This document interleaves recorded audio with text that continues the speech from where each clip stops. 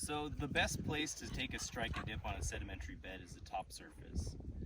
Sometimes you get these outcrops where the bed's overhanging and all you have is the bottom surface exposed. It's not exactly ideal because if you come over here and look and see, the bedding surface itself has kind of a little bit of curve to it due to channelization.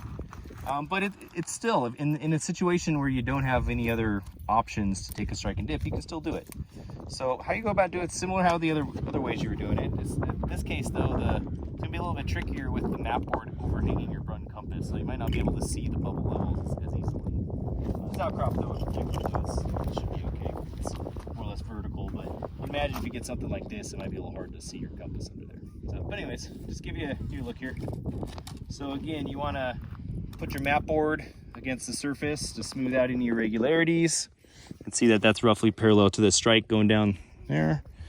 In this case, you want to point the arm of the compass so the bed is dipping off towards the right hand side. So as you recall, when we were doing it on the bed surface like that, we had the E on this bed surface, but when you got overhanging beds, you actually do it the opposite way. You do it on the other side. So this still is consistent with right hand rule. So the arm is pointing this way, it's dipping off towards the right side of that arm if you're looking from the opposite direction. So we're gonna go ahead and take this, record the strike here. So again, in this case, it's 320. And then we're gonna do the same thing with the dip.